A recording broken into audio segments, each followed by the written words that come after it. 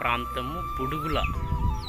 మరి దాదాపు ఇది బొగ్గ నుండి కమ్మవాగా బుడుగుల. ఈ ప్రాంతంలో మనుషులు కూడా వెళ్ళలేనటువంటి ప్రాంతం ఇది. నిజంగా ఒక ఐడిఓ సంస్థ ద్వారా చిన్న పిల్లలకు ఇక్కడ చిన్న స్కూల్ ఒకటి ఏర్పాటు చేశారు.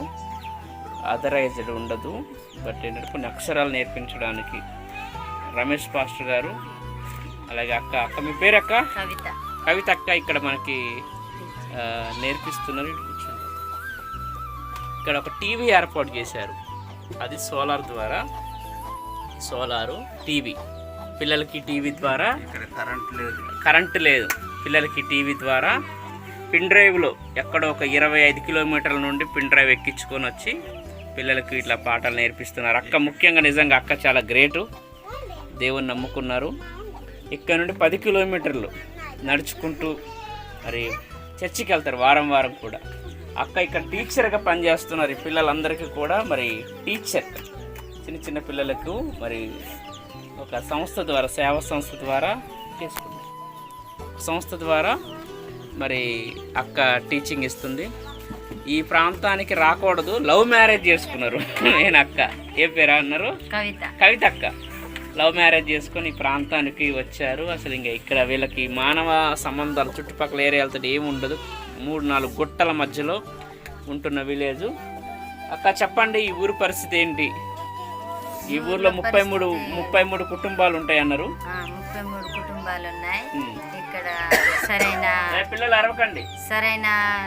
అవైలబుల్ అంటే వస్త్రాలు కానివ్వండి, వాటర్ కానివ్వండి, స్కూల్ కానివ్వండి, సరైన సదుపాయాలు లేవండి. ఓకే, ఏంటి అసలు మీరు ఇక్కడికి రావడం? మీరు ఏం చదువుకున్నారు? నేను ఇంటర్ చదువుకున్నారు, వెరీ గుడ్.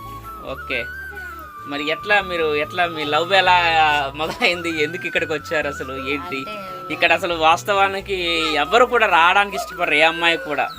మరి మీరు ఒక ప్రేమ అనేది ఇంత దూరం నడిపించింది.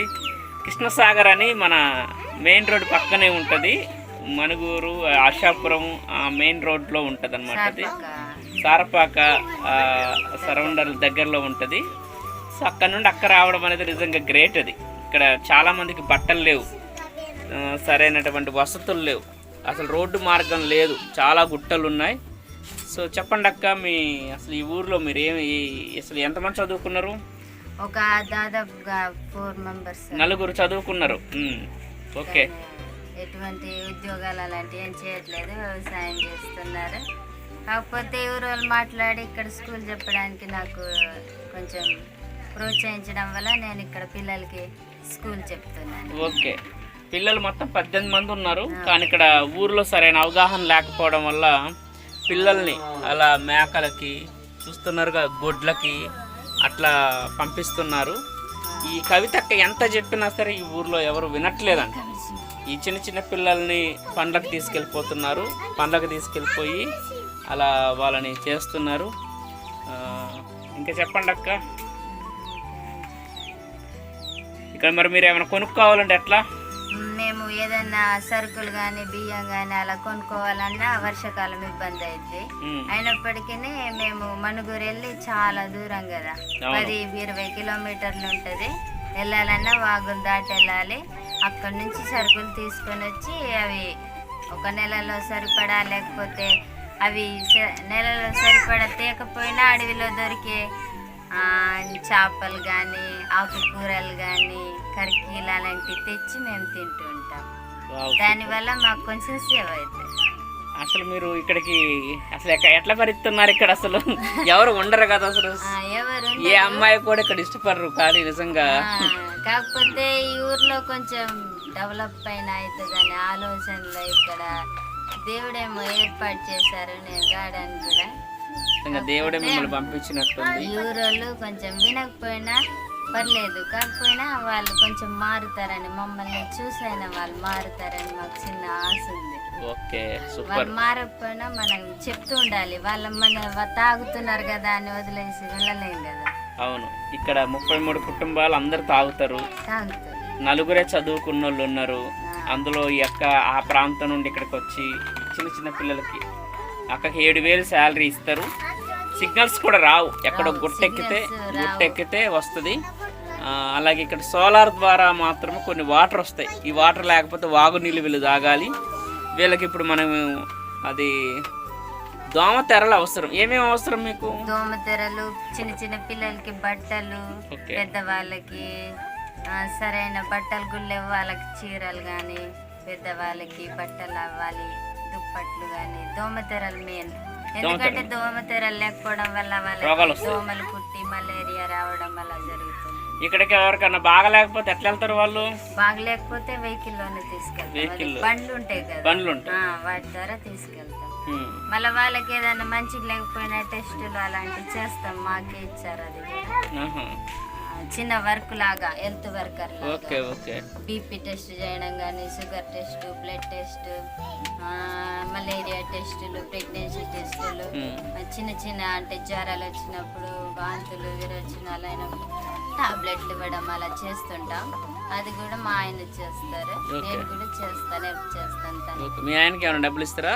మా ఆయనకి ఇంతకు ముందు ఇచ్చేవాళ్ళు, ఇప్పుడు అంటే డోనర్స్ లేరని అలానే చేస్తూనే ఉంటాం సేవ. అది మన మనసులో అనుకుంటే ఏదైనా చేసుకోవచ్చు కదా, డబ్బులతో లేదన్నట్టుగా చేస్తాం.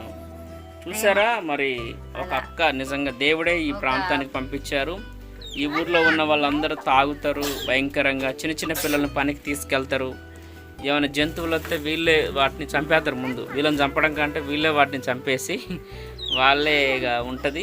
కాబట్టి వీళ్ళకి అవసరమైంది ఏంటంటే ఇక్కడ దోమతెరలు కావాలి, అలాగే వాళ్ళకి కావాల్సినటువంటి దుప్పట్లు కావాలి. చలికాలం వస్తుంది కాబట్టి దుప్పట్లు, దోమతెరలు, పిల్లలకి చిన్న చిన్న పిల్లలు వీళ్ళకి బట్టలు కావాలి. మొత్తం 18 మంది పిల్లలు, ఇంకెక్కువ మందే ఉన్నారు. స్కూల్కి పంపించట్లేదు ఎవరిని కూడా. 30 మంది పిల్లలు ఉన్నారు కానీ పంపరు స్కూల్కి. తల్లిదండ్రులు మా పనులకు ఉంచుకుంటామని పంపట్లేదు. ఉంటారు 30 ఉంటారు. 7, 8, 10 ఇయర్స్ పిల్లలు, 0 to 10 ఇయర్స్ పిల్లలు, 8 ఇయర్స్ పిల్లలు ఉన్నారు. కానీ పంపరు, వాళ్ళ ఇంట్లో పనులు పెట్టుకుంటారు. వాళ్ళకి ఇంట్రెస్ట్ ఉన్న తల్లిదండ్రులు పంపరు.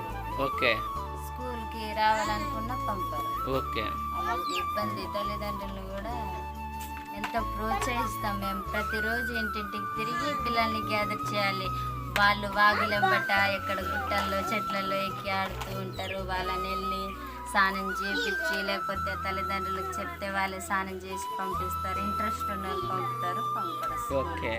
మనమే తిరిగి గ్యాదర్ చేసి తెచ్చి వాళ్ళకి మనమే చదువు చెప్పి అన్ని, అంటే ఫుడ్, మధ్యాహ్నం భోజనం కూడా వాళ్ళే సరుకులు పంపిస్తారు. ఒక NGO 3,000 ఒక వండే ఆమెకి ఇస్తున్నారు, అక్కకి 7,000.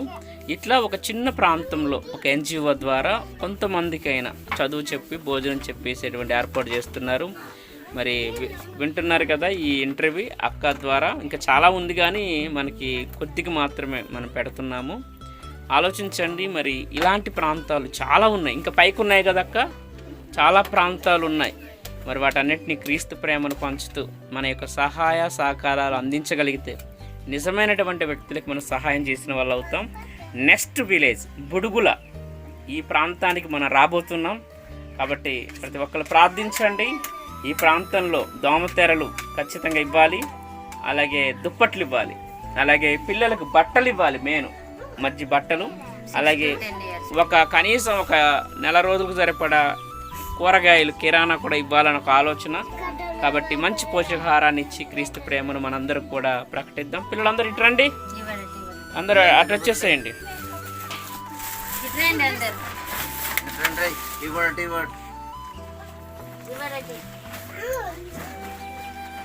ఇదంతా గుట్ట ప్రాంతం, 3 గుట్టలు దాటలు. రండి, ఇటు రండి.